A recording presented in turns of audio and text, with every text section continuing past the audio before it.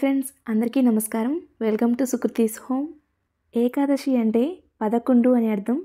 అంటే 5 కర్మేంద్రియాలు, 5 జ్ఞానేంద్రియాలు, మనస్సు మొత్తం కలిపి 11. వీటిపై నియంత్రణ ఉంచుకొని వ్రత దీక్షను చేయటమే ఏకాదశి వ్రతం అర్థం. అయితే మనకి సంవత్సరంలో 24 ఏకాదశులు ఉంటాయి. ప్రతి మాసంలో కూడా 2 ఏకాదశులు వస్తాయి. ప్రతి ఏకాదశి కూడా ఎంతో ప్రాముఖ్యమైనది. అన్ని ఏకాదశుల్లో ఎంతో విశేషమైన ఏకాదశి ముక్కోటి ఏకాదశి. దీనినే వైకుంఠ ఏకాదశి అని కూడా అంటాము. ఎంతో విశేషమైన వైకుంఠ ఏకాదశి రోజున పూజ ఏ విధంగా చేసుకోవాలి, ఎటువంటి నియమాలు పాటించాలి, ఎటువంటి ఆహారం తీసుకోవాలి, ఎటువంటి ఆహారం తీసుకోకూడదు, వీటన్నిటి గురించి కూడా ఈరోజు వీడియోలో తెలుపబోతున్నాను. ఏకాదశి వ్రతం చేయాలి, నియమాలు పాటించాలి అనుకునేవారు ముందు రోజు నుండే మనం నియమాలు పాటించడం మొదలుపెట్టాలి. అంటే ఏకాదశి ముందు రోజు దశమి రోజున ఉదయాన్నే ఇల్లంతా శుద్ధి చేసుకుని ఏకాదశి వ్రతానికి సిద్ధంగా ఉండాలి. దశమి రోజు సాయంకాలం నుండే ఉపవాస నియమం పాటించాలి. అయితే దశమి రోజు సాయంకాలం మాత్రం మనం భోజనం చేయకుండా టిఫిన్ చేసినా పర్వాలేదు, నాన్ వెజ్ లాంటివి అసలు తినకూడదు. మరుసటి రోజు ఏకాదశి రోజు మాత్రం పూర్తి ఉపవాసం చేయాలి. ఏకాదశి అంటే శ్రీ మహావిష్ణువుకు ఎంతో ప్రీతికరమైన రోజు. అంటే ఆ లక్ష్మీదేవికి కూడా ఎంతో ప్రీతికరమైన రోజు. ఆ రోజున తెల్లవారుజామునే లేచి తలంటు స్నానం చేసి ఇంటి ముందు చక్కగా నిండుగా ముగ్గులు పెట్టుకోవాలి. అలాగే గడపలకి పసుపు బుదించి బియ్య పిండితో కుంకుమతో అలంకరించుకోవాలి. గుమ్మాలకి మామిడాకు తోరణాలు కూడా కట్టుకుంటే చాలా మంచిది. అలాగే ఇంట్లో ఈశాన్యం భాగాన, అంటే ఈశాన్యం గోడ వైపు మరీ మూల కాకుండా పీఠం ఏర్పాటు చేసుకోవాలి. లేదా దేవుడి మందిరంలోనే పూజ చేసుకోవచ్చు. ముక్కోటి ఏకాదశి రోజున మనం నియమాలు పాటిస్తూ ఉపవాసం చేస్తూ పూజ చేసుకున్నట్లయితే తప్పకుండా పీఠం ఏర్పాటు చేసుకోండి. ఎందుకంటే పీఠం ఏర్పాటు చేసుకుంటే మన ధ్యాస మొత్తం ఆ రోజంతా కూడా ఆ స్వామివారి మీదనే ఉంటుంది. ముక్కోటి ఏకాదశి రోజున ఉపవాసం ఉన్నవారు ఆ రోజంతా స్వామివారి ధ్యాసలో ఉండాలి. మనం ఈ విధంగా పీఠం ఏర్పాటు చేసుకుంటే మనకు తెలియకుండానే ధ్యాస మొత్తం స్వామివారి మీద ఉంటుంది. ఏదో ఒక సమయంలో ధ్యాస మల్లుతున్నట్టు అనిపించినా సరే మనం అటు ఇటు తిరుగుతుంటే ఆ పీఠం కనిపిస్తుంది. అప్పుడు స్వామివారి ధ్యాసలోకి వెళ్ళిపోతాము. ఆ రోజంతా కూడా ఓం నమో నారాయణాయ, ఓం నమో వాసుదేవాయ అని తలుచుకుంటూ ఉండాలి. పీఠం ఏర్పాటు చేసుకుంటే పీఠం ముందు కానీ లేదా దేవుడి మందిరం ముందు కానీ జాజుతో కానీ పసుపుతో కానీ అలికి శంకుచక్రనామాలు గీయండి, చాలా మంచిది. అలాగే చక్కగా ఒక పీఠం తీసుకొని శుభ్రంగా కడిగి పసుపు రాసి దాని మీద అష్టదళ పద్మం ముగ్గు వేసుకొని అలాగే కుంకుమ అలంకరించుకొని దాని మీద ఒక కొత్త జాకెట్ ముక్క కానీ లేదా ఒక తెల్ల టవల్ కానీ పరుచుకోవాలి. కొత్త జాకెట్ ముక్క, కొత్త టవలు అంటే మనం ఇంతకు ముందు పీఠం మీద ఏర్పాటు చేసుకోవడానికి ఉపయోగించుకున్నా పర్వాలేదు. మనం ఇంట్లో వేరే వాటికి ఉపయోగించకూడదు. ఈసారి వైకుంఠ ఏకాదశి జనవరి 10 శుక్రవారం రోజున వచ్చింది. ఏకాదశి అంటేనే ఎంతో పవిత్రమైన రోజు. అందులోనూ లక్ష్మీదేవికి కూడా ఎంతో ప్రీతికరమైన రోజు. శుక్రవారం రావటం మరింత విశేషంగా భావించాలి. మనకు ఏడాది సమయం దేవతలకు ఒక్క రోజుతో సమానం. అందుకే సంవత్సరంలో ఒక 6 నెలలు దేవతలకు పగలు, మరో 6 నెలలు దేవతలకు రాత్రిగా ఉంటుంది. అంటే దక్షిణాయనం మొత్తం కూడా దేవతలకు రాత్రి, ఉత్తరాయణం మొత్తం కూడా దేవతలకు పగలుగా చెప్తారు. ఈ ప్రకారం వైకుంఠ ఏకాదశి రోజు నుండి దేవతలకు రాత్రి సమయం ముగుస్తుంది అని అర్థం. అందుకే శ్రీ మహావిష్ణువు నిద్రలోంచి లేచి వైకుంఠ ద్వారం తెరుచుకున్న రోజు వైకుంఠ ఏకాదశి, స్వర్గ ద్వారాలు తెరిచే రోజు. అందుకే ముక్కోటి ఏకాదశి రోజున ఉత్తర ద్వారం గుండా వెళ్ళి శ్రీమన్నారాయణని దర్శించుకుంటాము. అలా వైకుంఠ ద్వారం గుండా వెళ్ళి స్వామివారిని దర్శించుకుంటే సకల పాపాలు తొలగిపోతాయని, పుణ్యం ప్రాప్తిస్తుందని నమ్ముతాము. ఏ వ్యక్తి అయినా ముక్తి పొందాలంటే ఉత్తర ద్వార దర్శనం చేసుకోవాలి అని చెప్తారు. పీఠం ఏర్పాటు చేసుకున్న తర్వాత పీఠం మీద 3 గుప్పెలు కానీ 5 గుప్పెలు కానీ బియ్యం పోసి ఆ బియ్యం మీద పసుపు కుంకుమ వేసి శ్రీ మహావిష్ణువు చిత్రపటాన్ని గంధము కుంకుమతో అలంకరించి పెట్టుకోవాలి. ఆ రోజున విష్ణు స్వరూపమైన ఏ స్వామివారి చిత్రపటాన్ని పెట్టుకునైనా పూజించవచ్చు. వెంకటేశ్వర స్వామి చిత్రపటం కూడా లక్ష్మీదేవి సమేతంగా ఉన్నది పెట్టుకోవాలి, చాలా మంచిది. అలాగే వెంకటేశ్వర స్వామికి ఎంతో సువాసనభరితంగా ఉండే పుష్పాలంటే ఎంతో ప్రీతికరము. జాజి పువ్వులతో కానీ మల్లె పువ్వులతో కానీ అలంకరించాలి. అలాగే స్వామివారికి ఎంతో ప్రీతికరమైన తులసి దళాలతో అలంకరించాలి. ఇక్కడ నేను స్వామివారి చిత్రపటానికి కాయిన్స్ మాలతో కూడా అలంకరించాను. ఈ కాయిన్స్ మాల మన ఛానల్లో ఆల్రెడీ వీడియో ఉందండి, లింక్ కింద డిస్క్రిప్షన్లో ఇస్తాను. ఇంట్రెస్ట్ ఉంటే ఒకసారి చెక్ చేయండి. అలాగే మన దగ్గర ఉంటే స్వామివారి విగ్రహాన్ని, లక్ష్మీదేవి విగ్రహాన్ని పూజలో పెట్టుకోవచ్చు, లేదంటే నార్మల్గా అయినా చిత్రపటానికైనా పూజ చేసుకోవచ్చు. చక్కగా విగ్రహాలు పెట్టుకొని పువ్వులతో అలంకరించుకోవాలి. అలాగే మనం ఎటువంటి పూజ చేయాలన్నా, ఎటువంటి కార్యం తలపెట్టాలన్నా ఎటువంటి విఘ్నం కలగకుండా ముందుగా ఆ విఘ్నేశ్వరుని పూజించాలి. గణపతి విగ్రహాన్ని కానీ లేదా పసుపు గణపతిని కానీ చేసుకొని పెట్టుకొని పూజించవచ్చు. గణపతికి షోడశోపచార పూజ కానీ పంచోపచార పూజ కానీ చేసుకోవచ్చు. గణపతికి పసుపు, కుంకుమ, గంధము, అక్షింతలు, పుష్పము సమర్పించి ధూపదీప నైవేద్యాలు సమర్పించాలి. ఈ రోజున శంకుచక్ర దీపారాధన చేశాను. మీ దగ్గర ఉంటే శంకుచక్ర దీపాలు పెట్టుకొని దీపారాధన చేయండి. ఈ శంకుచక్ర దీపాల్లో మాత్రమే దీపారాధన చేయాలి అనే నియమం అయితే లేదండి. మన దగ్గర ఎటువంటి కుందులు అందుబాటులో ఉంటే వాటిలో చేసుకోవచ్చు. గణపతికి చిన్న బెల్లం ముక్క కానీ, పటిక బెల్లం చిప్స్ కానీ, లేదా ఏదైనా పండు కానీ నైవేద్యంగా సమర్పించి కర్పూర నీరాజనం సమర్పించాలి. మనం పూజా మందిరంలో చేసుకుంటే గణపతికి ప్రత్యేకంగా దీపధూప నైవేద్యాలు సమర్పించము. దీపారాధన చేస్తూ ధూపం చూపిస్తూ గణపతిని ముందుగా తలుచుకొని తర్వాత ఆ సకల దేవతామూర్తులను తలుచుకొని పూజ చేసుకుంటాము. పీఠం ఏర్పాటు చేసుకుంటే మాత్రం ఇలా చేసుకోవాలి.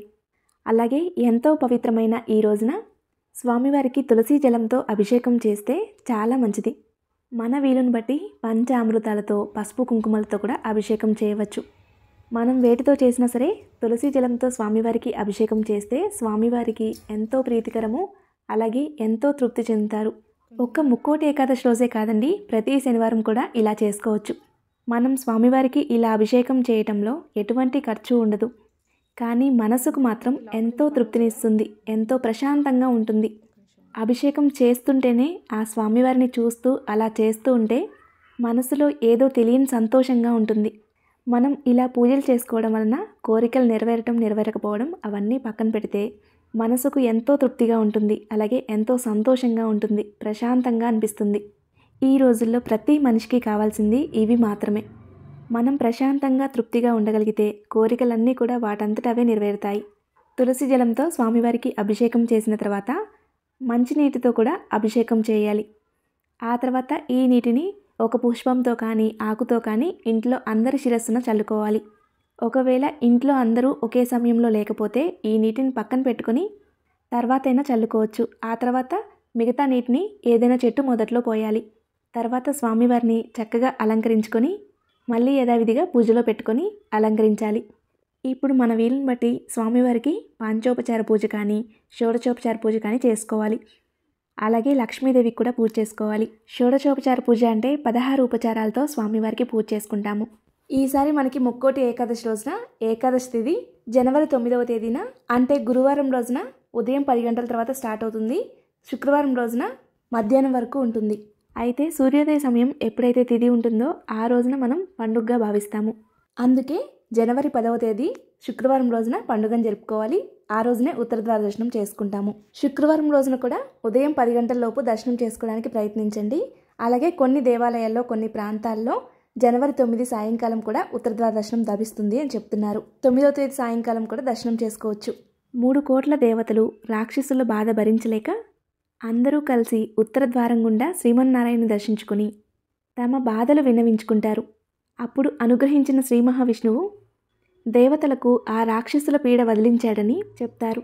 అందుకే మనం కూడా ఆ రోజున స్వామివారిని ఉత్తర ద్వార దర్శనం గుండా దర్శనం చేసుకుంటే మనల్ని పట్టి పీడిస్తున్న సమస్యలన్నీ కూడా దూరమవుతాయి అని చెప్తారు. అలాగే ఏకాదశి రోజున ముఖ్యంగా చేయవలసింది పిండి దీపారాధన. మీ వీలుని బట్టి పూజా మందిరంలో చేసుకున్నా సరే పిండి దీపారాధన చేయడానికి ప్రయత్నించండి. ఈ రోజు నేను స్వామివారికి ఎంతో విశేషమైన చందన దీపారాధన చూపిస్తున్నాను. పిండి దీపారాధన కోసం బియ్య పిండిలో ఆవు నెయ్యి, ఆవు పాలు, బెల్లం, నీళ్లు కలిపి పిండిని తయారు చేసుకుంటాము. ఆ పిండిలో చందనం కలిపి పిండి ప్రమిద చేసుకోవాలి. అలా చందన దీపారాధన చేయటం వలన అష్టైశ్వర్యాలు ప్రాప్తిస్తాయని చెప్తారు. చందన దీపారాధన కూడా ఏకాదశి రోజే కాకుండా శనివారాల్లో కూడా చేసుకోవచ్చు. ముక్కోటి ఏకాదశి రోజున ఉపవాసం చేయాలి అనుకునేవారు ముందు రోజు దశమి రోజు సాయంకాలం నుండే మొదలు పెట్టాలి అని చెప్పాను. అలాగే ద్వాదశి రోజు అంటే ఏకాదశి తర్వాత రోజు ఉదయాన్నే పూజ చేసుకొని అలాగే వీలైతే దైవ దర్శనం చేసుకొని వచ్చి అప్పుడు ఉపవాసం విడిచిపెట్టాలి. అయితే ఏకాదశి రోజు మొత్తం కూడా ఉపవాసం అంటే ఉప ప్లస్ ఆవాసం అంటే అనునిత్యం భగవంతుని స్మరించుకుంటూ ఉండడమే ఉపవాసం యొక్క ఉద్దేశం. అదేవిధంగా ఉపవాసం అంటే ఆహారం కూడా తీసుకోకుండా ఉండడం. అయితే ఆహారం తీసుకోకుండా ఉంటూ అనునిత్యం భగవంతుని స్మరించుకుంటూ ఉంటే ఆ ఉపవాసానికి ఫలితం లభిస్తుంది. అయితే రోజంతా ఉపవాసం ఉన్నవారు పాలు పండ్లు తీసుకుని ఉపవాసం చేయవచ్చు. ఒకవేళ ఆరోగ్యరీత్యా అలా ఉపవాసం ఉండలేము అనుకునేవారు గోధుమ రవ్వతో చేసిన పదార్థాలు తీసుకోవచ్చు. ఉల్లి వెల్లుల్లి లేకుండా తీసుకోవాలి. ఆ రోజున ముఖ్యంగా బియ్యంలో ముర అనే రాక్షసుడు ఉంటాడు. అందుకే ఏకాదశి రోజున ఉపవాసం ఉంటే బియ్యంతో తయారు చేసిన అన్నం కానీ లేదా బియ్యంతో తయారు చేసిన ఎటువంటి ఆహార పదార్థాన్ని కానీ తీసుకోకూడదు. ఇక ఆరోగ్యరీత్యా అలా ఉండలేము అనుకునేవారు గోధుమ రవ్వతో పాయసం కానీ ఉప్మా కానీ చేసుకొని దానిలో ఉల్లి వెల్లుల్లి లేకుండా చూసుకోవాలి. అలా రోజంతా ఉపవాసం చేసి మరుసటి రోజు ఉదయాన్నే ఇంట్లో నిత్య పూజ కానీ లేదా ఇలా పీఠం పెట్టుకొని పూజ చేసుకుంటే ఈ పీఠం దగ్గరే పూజ చేసుకొని ఆ తర్వాత దేవాలయంకి వెళ్ళి దైవ దర్శనం చేసుకోవాలి. విష్ణువాలయాలకు ఏ ఆలయానికైనా వెళ్ళవచ్చు. వీలైతే అక్కడికి వెళ్ళి అక్కడ ధ్వజస్తంభం దగ్గర దీపారాధన చేసి ఆ తర్వాత బ్రాహ్మణులకు స్వయం పాకదానం చేస్తే చాలా మంచిది. ఆ తర్వాత ఇంటికి వచ్చి భోజనం చేయాలి. అప్పుడు ఏకాదశి ఉపవాసం సంపూర్ణమవుతుంది. ద్వాదశి రోజున బ్రాహ్మణులకు భోజనం పెడితే చాలా మంచిది. కాకపోతే అందరూ బ్రాహ్మణులు అలా మన ఇంటికి వచ్చి భోజనం చేయరు. అందుకే స్వయం పాకదానం చేస్తే మనం బ్రాహ్మణులకు భోజనం పెట్టినట్లే. అలాగే వీలైతే ఆ రోజున పేదవారికి అన్నదానం చేస్తే చాలా మంచిది. అలాగే వీలైతే వస్త్రదానము గొడుగుల దానం చేస్తే కూడా చాలా మంచిది. ముక్కోటి ఏకాదశి రోజున మనం ఇలా నియమాలు పాటిస్తూ పూజ చేసుకోవాలి అనుకునేవారు దశమి ఏకాదశి ద్వాదశి ఈ 3 రోజులు కూడా నేల మీదనే పడుకోవాలి. బ్రహ్మచర్యం పాటించాలి. ఏకాదశి వ్రతం అంటే 3 రోజులు చేయాలి. ధనుర్మాసం అంటే స్వామివారికి ఎంతో ప్రీతికరమైన రోజులు. అలాగే వైకుంఠ ఏకాదశి అంటే కూడా స్వామివారికి ఎంతో ప్రీతికరమైన రోజు. మనం ధనుర్మాసంలో ప్రతిరోజు స్వామివారికి నిష్ట నియమాలతో పూజ చేయలేకపోయినా సరే ఈ 3 రోజులు చేయటం వలన విశేషమైన ఫలితాలు పొందవచ్చు. స్వామివారి దగ్గర పిండి ప్రమిదల్లో ఆవు నెయ్యితో దీపారాధన చేస్తే చాలా మంచిది. అలాగే స్వామివారి దగ్గర నువ్వుల నూనెతో దీపారాధన చేస్తే కూడా చాలా మంచిది. ఆ శనీశ్వరుని బాధలు కూడా తగ్గిపోతాయి.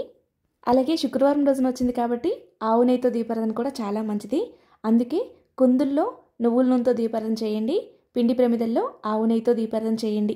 పిండి దీపారాధన చేసిన తర్వాత స్వామివారికి ఎంతో ప్రీతికరమైన జాజి పువ్వులతో కానీ పారిజాత పుష్పాలతో కానీ తులసి దళాలతో కానీ మన వీలుని బట్టి మనకి ఏవి అందుబాటులో ఉంటే వాటితో శ్రీ వెంకటేశ్వర స్వామి అష్టోత్తర శతనామావళి గోవిందనామాలు విష్ణు సహస్రనామాలు అన్నీ చదువుకోవాలి.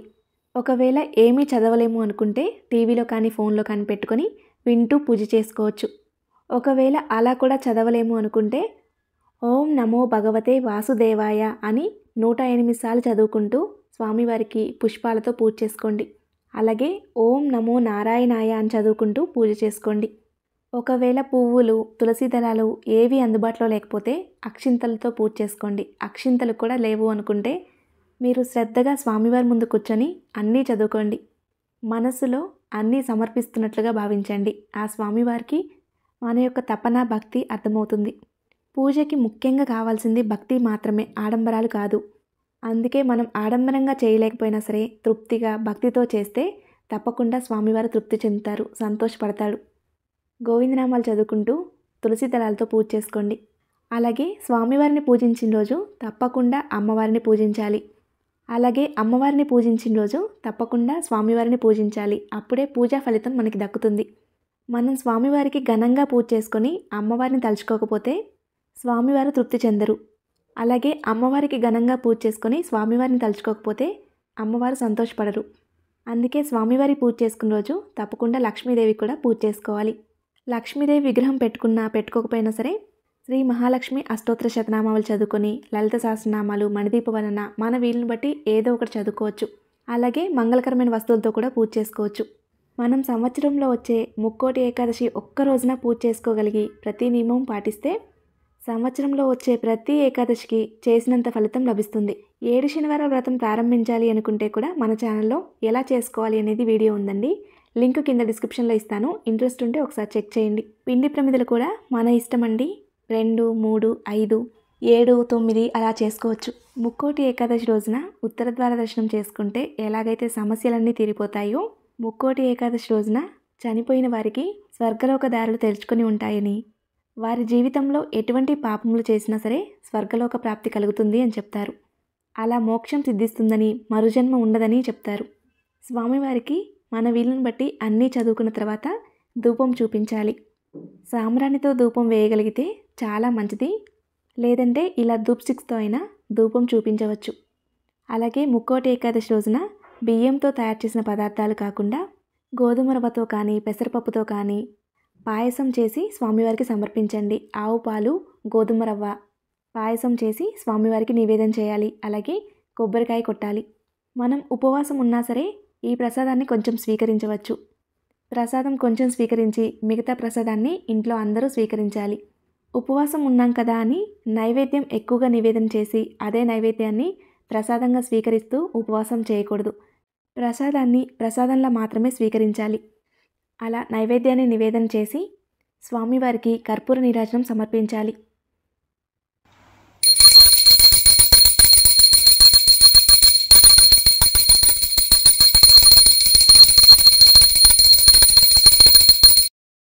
స్వామివారికి పంచహారతి సమర్పిస్తూ ఆ దీపాల వెలుగులో స్వామివారిని చూస్తుంటే చూడడానికి 2 కళ్ళు సరిపోలేదు.